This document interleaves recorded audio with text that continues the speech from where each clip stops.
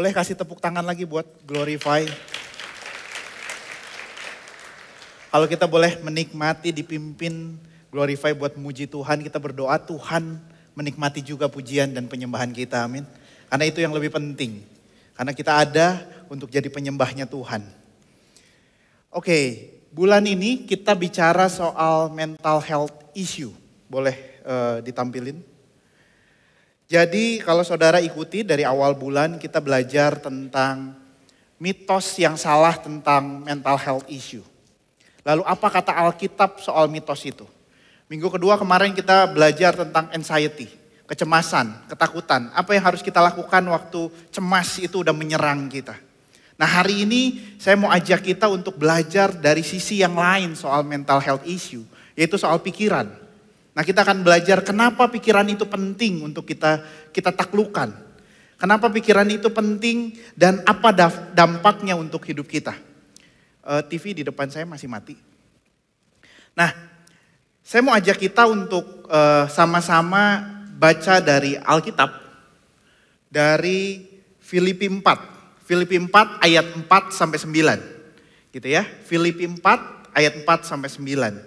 Filipi 4 itu adalah pasal terakhir dari surat Paulus untuk jemaat di Filipi. Dan pasal terakhir ini bisa dibilang sebagai pesan-pesannya terakhir Paulus untuk jemaat di Filipi. Kita baca ya, ayat 4. Bersukacitalah senantiasa di dalam Tuhan. Sekali lagi kukatakan, bersukacitalah. Hendaklah kebaikan hatimu diketahui semua orang, Tuhan sudah dekat. Ayat 6. Janganlah hendaknya kamu khawatir tentang apapun juga. Jadi saudara, kekhawatiran itu sesuatu yang diperingatkan sama Paulus, sama firman Tuhan terus dan terus. Jangan anggap remeh kekhawatiran. Karena peringatannya ada di mana-mana. Jangan anggap itu biasa. Kita harus cek. Dan di ayat ini dibilang apa? Janganlah hendaknya kamu khawatir tentang apapun juga. Tetapi nyatakanlah dalam segala hal keinginanmu kepada Allah di dalam doa dan permohonan dengan ucapan syukur. Itu yang minggu lalu kita belajar. Waktu khawatir apa? Pause, pray, praise. Ayat 7. Damai sejahtera Allah yang melampaui segala akal akan memelihara hati dan pikiranmu di dalam Kristus Yesus. Kita lanjut ke ayat 8. Jadi akhirnya saudara-saudara, semua yang benar, semua yang mulia, semua yang adil, semua yang suci, semua yang manis, semua yang sedap didengar, semua yang disebut kebajikan dan patut dipuji, pikirkanlah semuanya itu. Dan apa yang telah kamu pelajari, apa yang telah kamu terima, dan apa yang telah kamu dengar, dan apa yang telah kamu lihat padaku, lakukanlah itu. Maka Allah sumber damai sejahtera akan menyertai kamu. Saya tertarik dengan ayat ke-8. Kenapa ada perintah pikirkanlah itu? Kenapa hal yang benar, hal mulia, hal adil, akhirnya apa? Pikirkanlah itu. Kenapa nggak langsung lakukan aja? Saudara, waktu saya renungin, ternyata saya ambil kesimpulan bahwa semuanya ini yang dikuningin itu tidak natural terjadi dalam pikiran kita. Betul? Yang natural terjadi apa?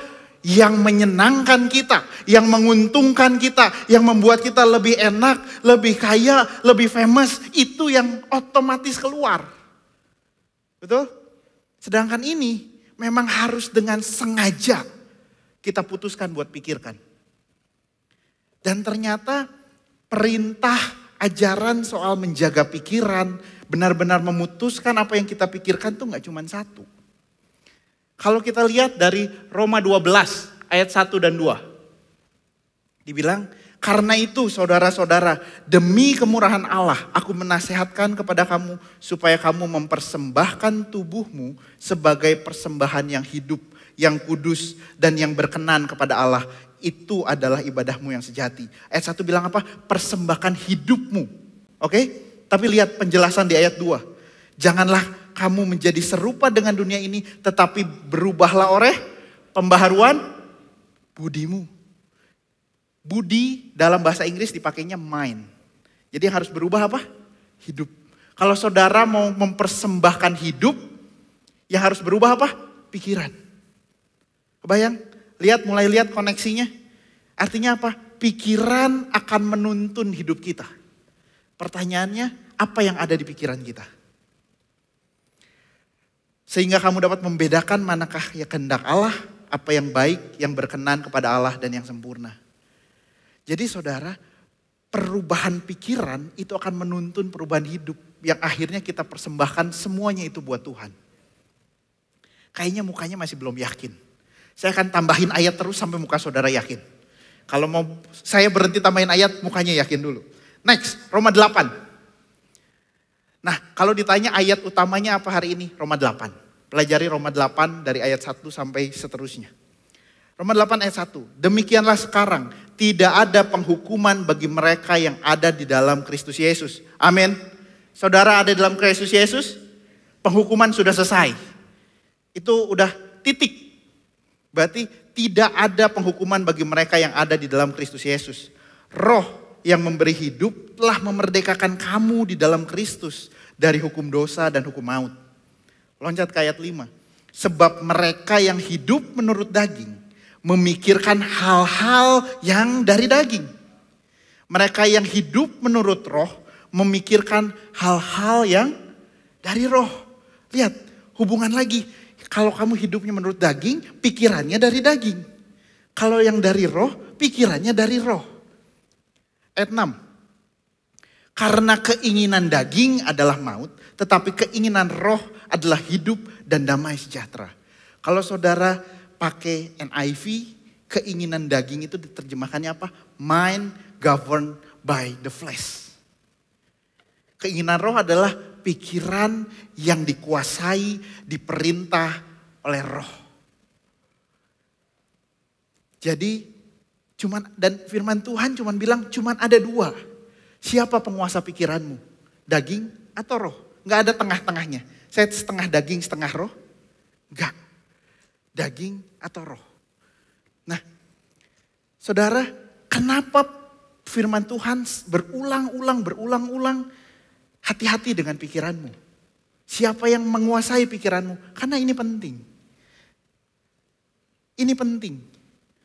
Kalau kita lihat proses pembentukan siapa kita, apa yang kita lakukan, bagaimana hidup kita, itu dimulai dengan apa? Apa yang kita terima, apa yang kita lihat, apa yang kita dengar, itu sebenarnya menentukan bagaimana kita berpikir.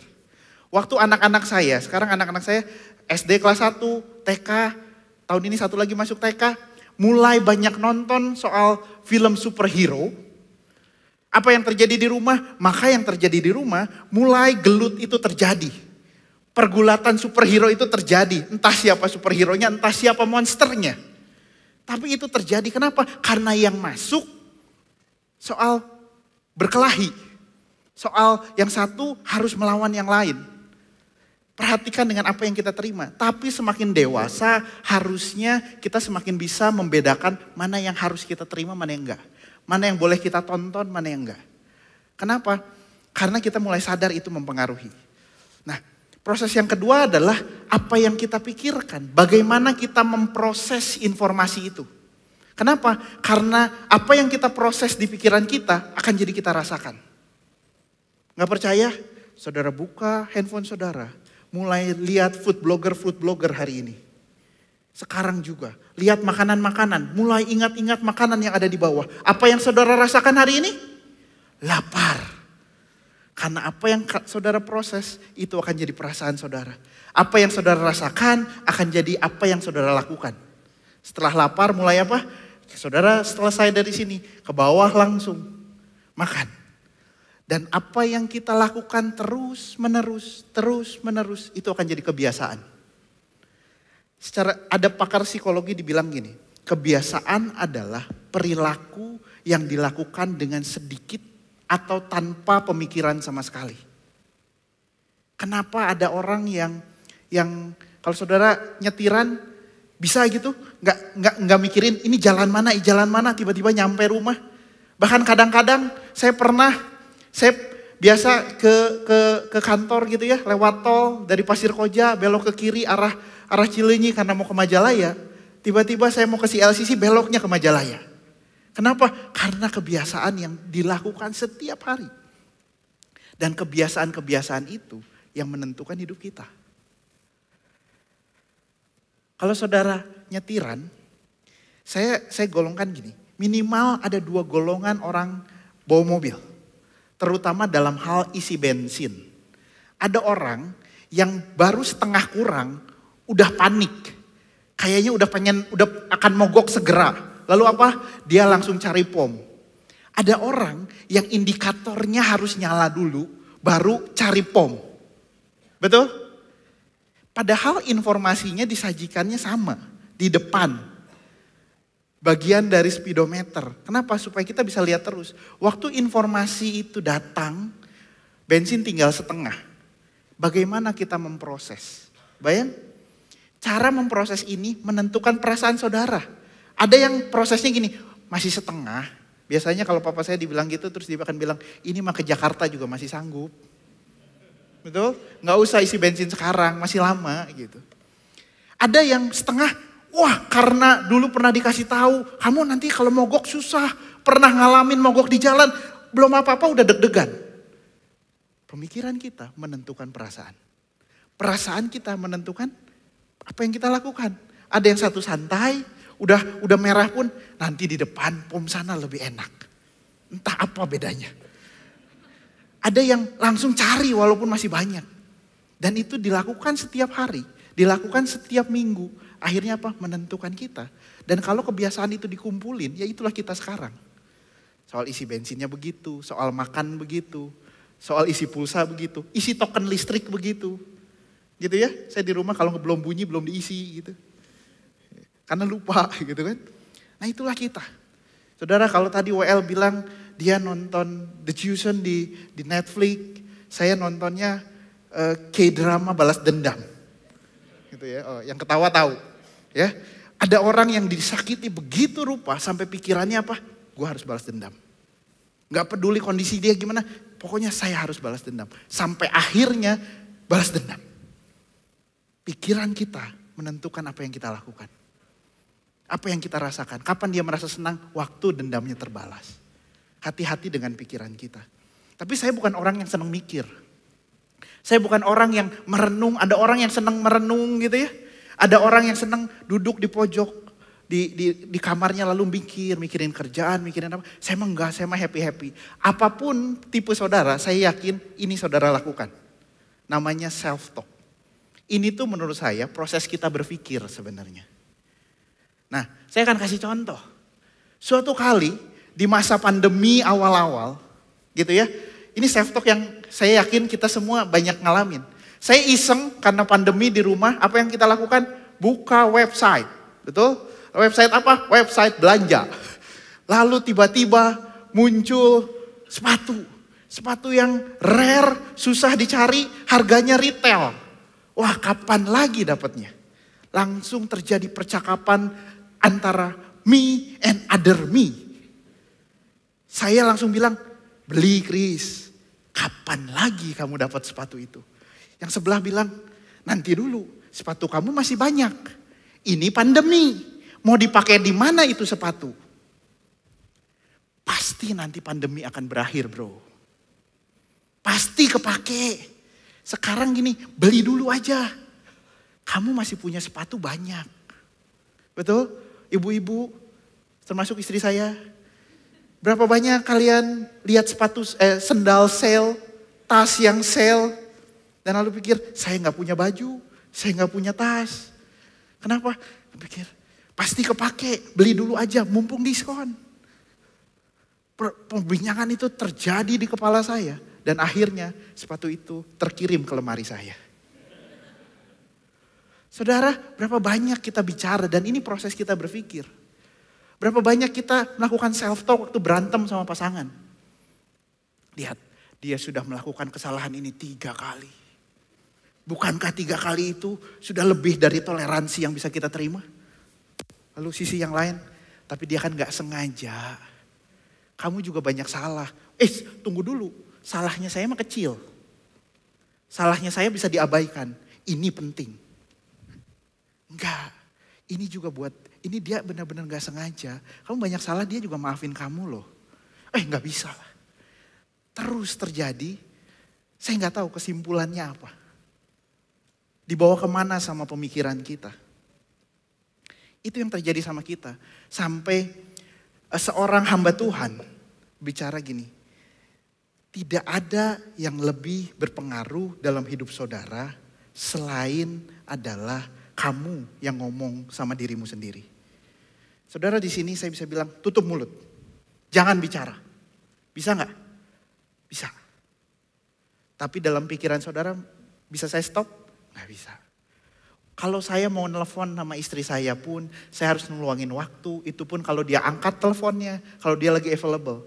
Ngomong sama diri sendiri bisa kapan saja, di mana saja, waktu apa saja. Betul? Kapan saya paling banyak self-talk? Waktu di jalan, karena saya bukan orang yang senang dengar musik. Waktu di jalan dan waktu apa? Di WC. Itu pikiran muter gitu, kayak ngobrol gitu loh. Ngopi sama diri sendiri tuh gitu tuh. Ya, nah itu yang mempengaruhi hidup kita. Masalahnya, yang jadi masalah kita tuh punya negativity bias. Secara psikologi dibilang gini, kita punya kecenderungan untuk memperhatikan, belajar, menggunakan informasi negatif jauh lebih banyak dari informasi positif. Kejadian negatif memicu respon lebih cepat, lebih menonjol dari kejadian yang non negatif. Ini menjelaskan kenapa yang viral itu yang negatif. Betul? Jarang sekali yang positif itu yang viral. Kenapa? Karena yang negatif lebih menarik buat kita. Kita lebih attach sama yang negatif. Jarang juara olimpiade internasional viral di seluruh TV nasional, di YouTube itu jarang. Karena gak menarik. Nah, dengan habit kita, dengan kerusakan lingkungan kita senang yang negatif. Akhirnya apa? Kita terjebak dalam negativity. Ada yang terjebak dalam cynicism. Apa? Belum apa-apa udah sinis sama orang. Waktu orang ngajak ngobrol, mau apa? Mau manfaatin saya ya? Tadi SO baik-baik sama saya, ngasih minum. Jangan-jangan dia mau minta foto nih habis ini nih. Jangan-jangan apa yang mau dia lakukan sama saya? Dia pasti jahat, gak mungkin orang semurni itu. Gak mungkin, gak ada orang yang baik. Kenapa? Karena cara berpikir kita, dari informasi yang kita terima, kita bilang gak ada yang baik. Negative filtering. Waktu saudara masuk ke ruangan ini yang langsung kerasa apa? Lampu terlalu terang. Suara terlalu keras. Terlalu dingin. Pembicara kurang tinggi. Saya memang kurang tinggi. Semua yang kurang. Itu yang kita yang langsung ini. Yang bagus apa dari sisi? Apa ya? Susah sekali. Kenapa? Karena proses berpikir kita yang terus negatif. Absolute thinking. Apa? Waktu kita pernah dibohongi pria lalu kita bilang semua pria itu penipu. Waktu kita pernah disakiti wanita, kita akan bilang semua wanita itu jahat. Kita menggeneralisir. Waktu ada anggota home kita, teman home kita yang menyakiti kita, kita bilang orang gereja sama aja. Semua juga samalah, gak usah gereja-gerejaan. Kenapa? Karena proses berpikirnya yang salah. Terakhir blaming. Ya saya mah gini kenapa? Ya karena kesalahan orang tua saya sih, jadi saya gak sekaya dia. Ya memang kondisinya gini sih. Ya Tuhan sih jatuhin COVID. Tuhan izinkan COVID, jadi saya susah. Jadi saya gak bisa ngapa-ngapain, saya mah gak punya daya merubah hidup saya. Kenapa? Karena kondisinya begini. Blaming. Itu terjebak situ. Padahal anak Tuhan harusnya menang, amin. Kita seharusnya gak terjebak dalam pemikiran-pemikiran ini. Kenapa? Kita lebih dari pemenang. Pertanyaannya siapa yang berkuasa atas pikiranmu? Siapa yang mengatur kita berpikir? Kita lanjut dari Roma 8 tadi. Sebab keinginan daging, pikiran yang dikuasai daging adalah persekutuan terhadap Allah. Karena ia tidak takluk kepada hukum Allah. Hal ini memang tidak mungkin baginya. Mereka yang hidup dalam daging tidak mungkin berkenan kepada Allah. Tetapi kamu tidak hidup dalam daging, melainkan dalam roh. Jika memang roh Allah diam di dalam kamu. Tetapi jika orang tidak memiliki roh Kristus, ia bukan milik Kristus. Tetapi jika Kristus ada di dalam kamu, maka tubuh memang mati karena dosa. Tetapi roh adalah kehidupan oleh karena kebenaran. Saudara percaya Tuhan? Saudara punya roh Allah. Kalau saudara percaya Tuhan, ada roh Kristus di dalam kita. Tapi pertanyaan balik lagi, saudara izinkan gak roh Kristus itu berkuasa atas hidupmu? Atas pikiranmu? Ayat 11. Dan jika roh Dia yang telah membangkitkan Yesus dari antara orang mati diam di dalam kamu, maka Ia yang telah membangkitkan Kristus Yesus dari antara orang mati akan menghidupkan juga tubuhmu yang fana itu oleh rohnya yang diam di dalam kamu. Apa? Rohnya diam di dalam kita. Ayat 12. Jadi saudara-saudara, kita adalah orang yang berhutang tetapi bukan kepada daging supaya hidup menurut daging. Sebab jika kamu hidup menurut daging, kamu akan mati. Tetapi jika oleh rohmu kamu mematikan perbuatan-perbuatan tubuhmu, kamu akan hidup. Ayat 14. Semua orang yang dipimpin roh Allah adalah anak-anak Allah. Di bagian lain firman Tuhan dibilang setiap orang yang percaya diberinya kuasa untuk jadi anak-anak Allah. Kalau kamu percaya, kamu anak. Kalau kamu anak, kamu dipimpin roh Tuhan. Pertanyaannya gini, roh Allah sudah ada. Mau gak kita dipimpin roh Tuhan? Caranya gimana Pak? Caranya kita akan belajar dari seorang tokoh Alkitab yang bernama Daud. Suatu kali di 1 Samuel 30 diceritakan.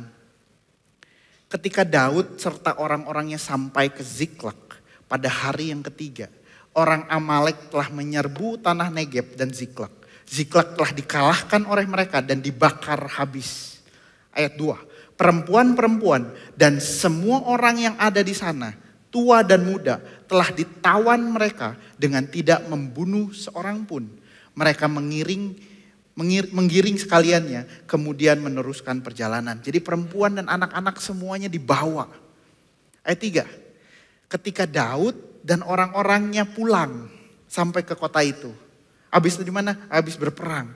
Tampaklah kota itu terbakar habis. Dan istri mereka serta anak-anak mereka yang laki-laki dan perempuan ditawan. Apa yang terjadi?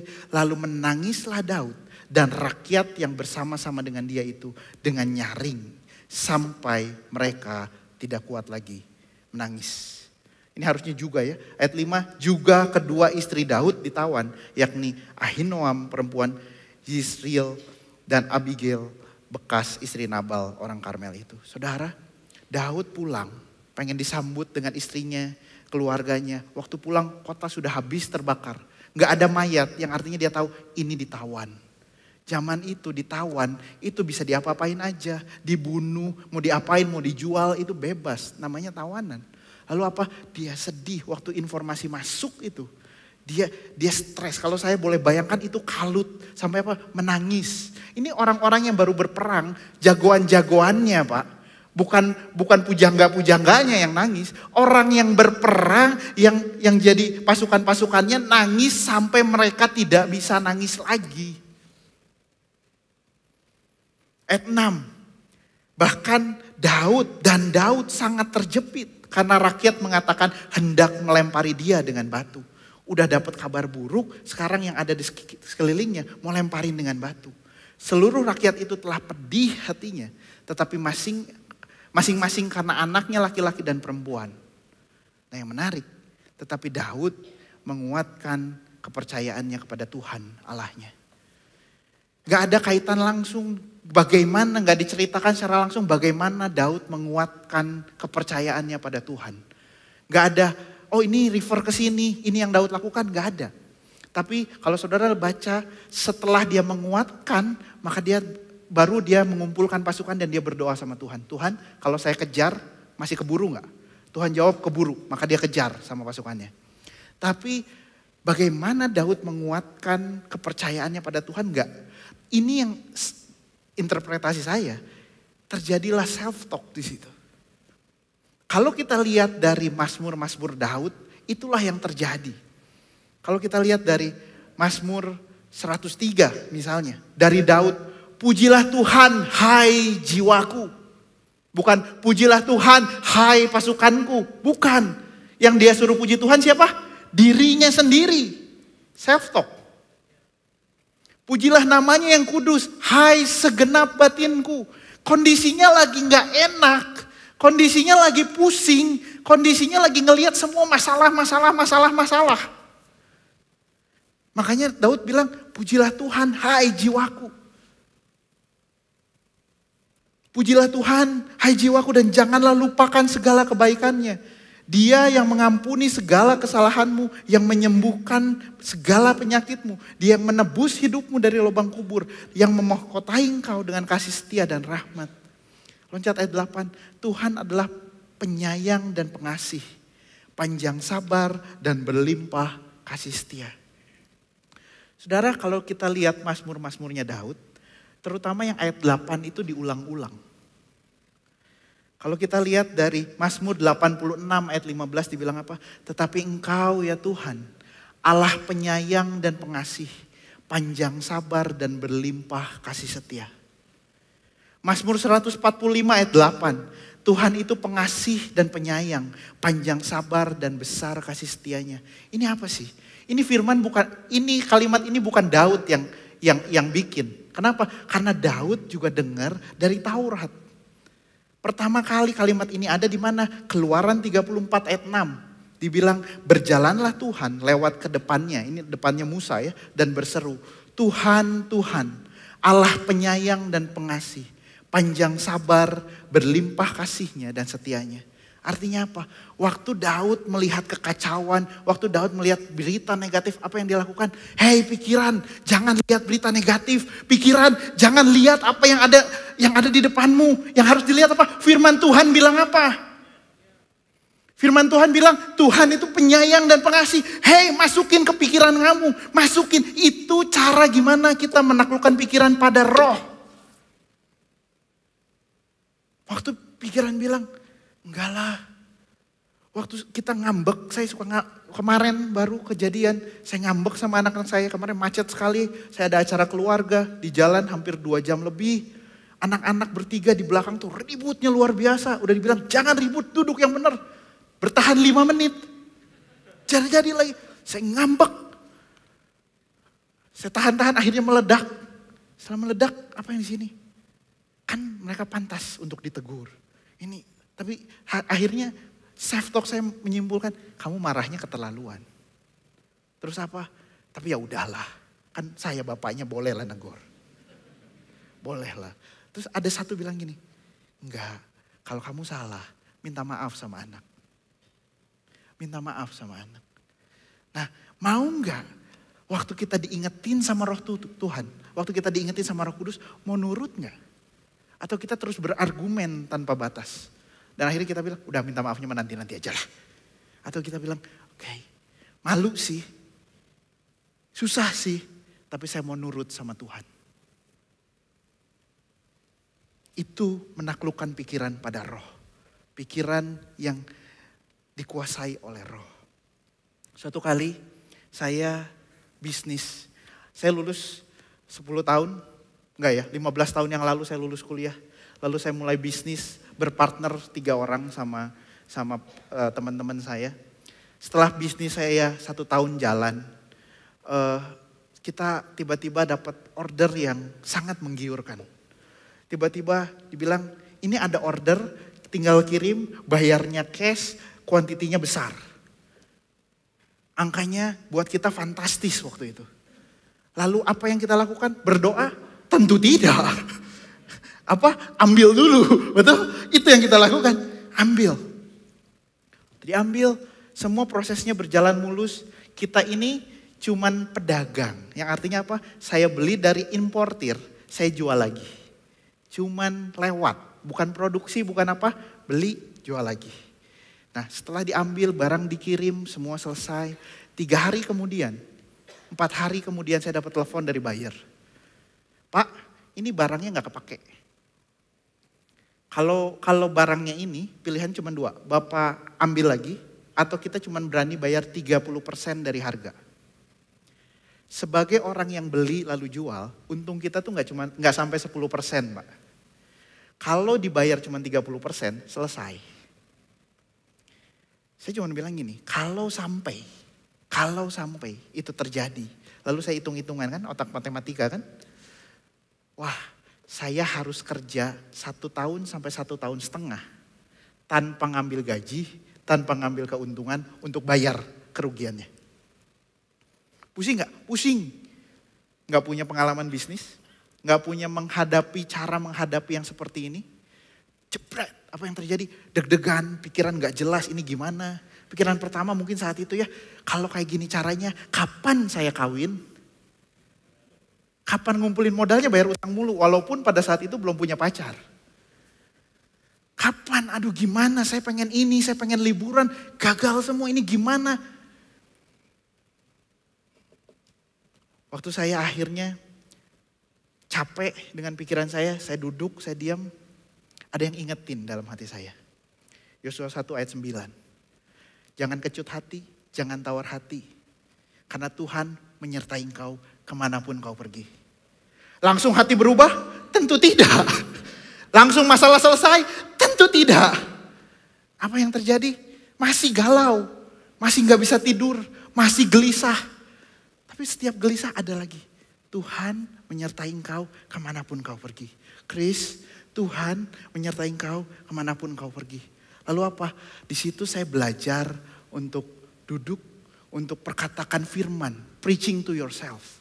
Perkatakan firman sama dirimu sendiri. Bergulat tuh, tapi kan. Sampai setelah sekian hari, sekian jam pergulatan di pikiran, saya bilang gini, oke, saya terima kalaupun ini harus terjadi. Saya terima kalau saya harus ngirit. Tapi saya tahu, kalau saya ngirit pun ada Tuhan bersama saya. Kalau saya harus bayar kerugi pun ada Tuhan bersama saya. Belum tentu keadaan berubah. Kalau Tuhan izinkan keadaan dapat mukjizat, puji Tuhan. Kalau enggak, ambil janji Tuhan. Sampai itu jadi keputusanmu, sampai itu jadi kepercayaan hatimu. Saudara, itu menaklukkan pikiran. Ada masalah-masalah yang self-talknya mungkin 1-2 jam selesai. Ada masalah-masalah yang self-talknya harus 1-2 hari. Ada yang 1-2 minggu. Ada yang 1-2 bulan. Ada yang 1-2 tahun. Itu tergantung apa? Tergantung kapan kita putuskan mau percaya firman Tuhan dibanding indera perasa kita.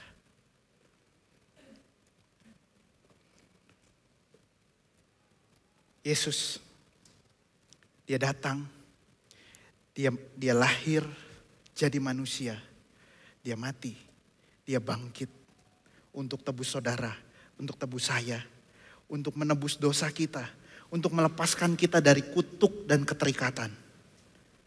Dia mati, dia bangkit untuk supaya kita bisa jadi anak-anaknya. Supaya apa? Supaya keterikatan kita soal pikiran-pikiran yang jahat juga dimenangkan. Kita bisa merdeka, kita bisa memilih. Kalau kita terjebak dalam sinisism, dalam negativity, saudara gak bisa dengan kekuatan sendiri. Saudara hanya akan pindah dari satu negativity ke negativity yang lain. Saudara mau merdeka? Yesus sudah kasih jawabannya. Terima dia. Biar rohnya ada di dalam kita. Sehingga apa? Sehingga pikiran kita bisa ditaklukkan kepada rohnya.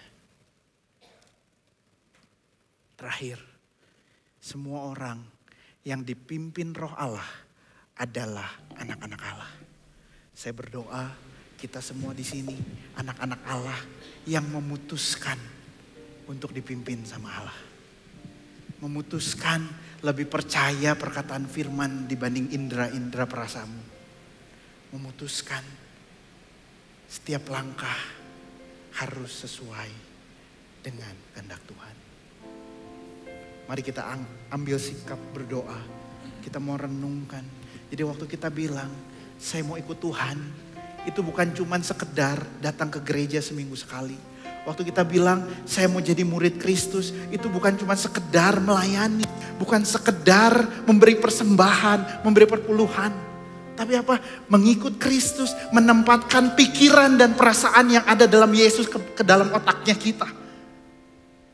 Supaya semakin hari, semakin pikiran itu, semakin perasaan Yesus itu ada dalam kita.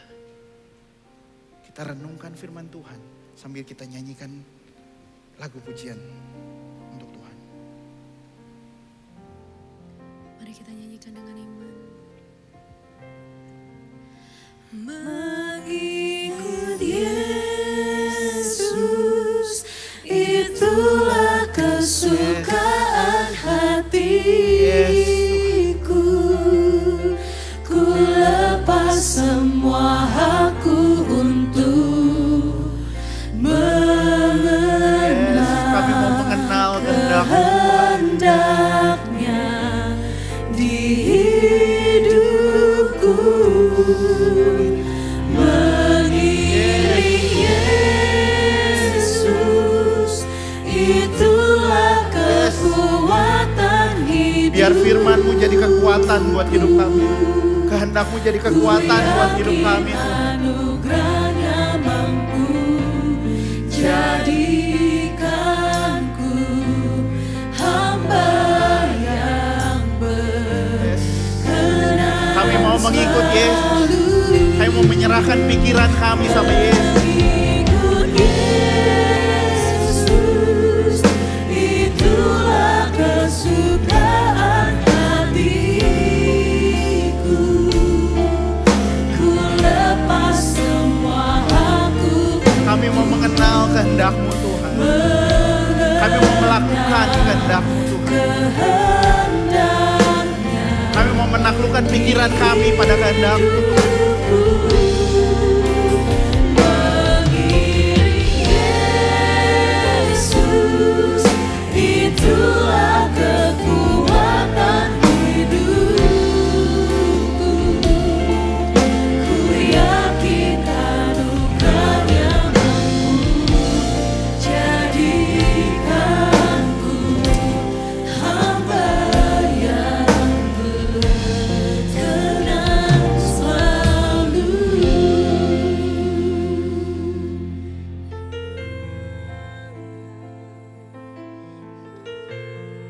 Saudara, apa yang kau katakan pada dirimu? Apa yang kau yakinkan pada dirimu? Firman Tuhan atau keinginanmu? Kehendak Tuhan atau kehendakmu?